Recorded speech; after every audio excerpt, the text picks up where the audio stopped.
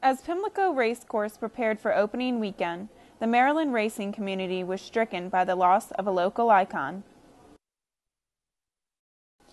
Longtime Maryland trainer Richard "Dickie" Small passed away on April 4th following a long battle with cancer. The statistics are well known: 1,199 career wins, 36 graded stakes wins, 1994 Breeders' Cup victory with Concern. Concern from all the clouds to win the 11th Breeders' Cup Classic. But among the many accolades Dickie accomplished in his training career, there was much more behind the tweed cap and the bow tie. He also provided young hopefuls in the industry with a platform to observe and learn.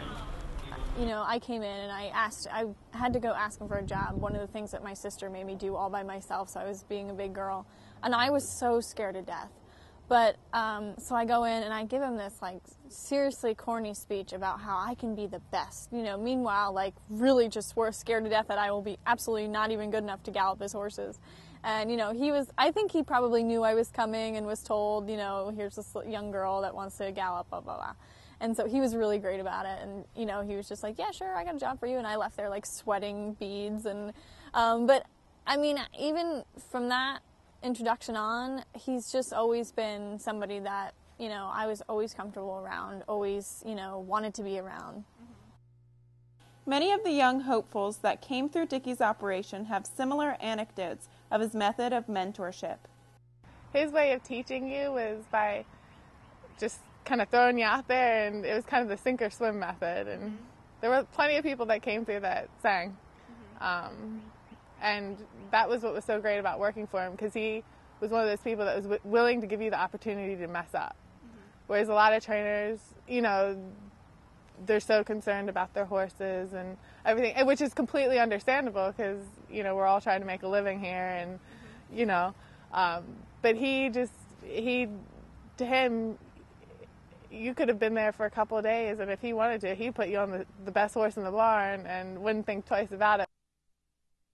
Whether he was training a horse or mentoring a fresh face on the racetrack, Dickie figured out how to bring the best out in each individual.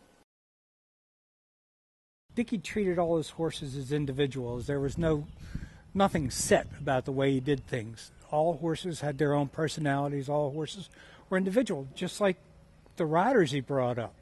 You know, Rosie and Forrest, different personalities, you know, those type of things. But he played to those personalities. He brought them out. He made them use their best attributes to what they can do in their lives. I'll never forget, every time I would see him after I'd left Maryland, and I would see him, you know, at Delaware or riding for him in New York or wherever I would see him, you know, he would like chuckle, this cutest old man chuckle, and he'd just be like, oh man, he goes, I just get such a kick out of you. You're doing so well and I'm so happy for you. And I'm just like, man, that's like really all he wanted to see. You know, that's really all he needed.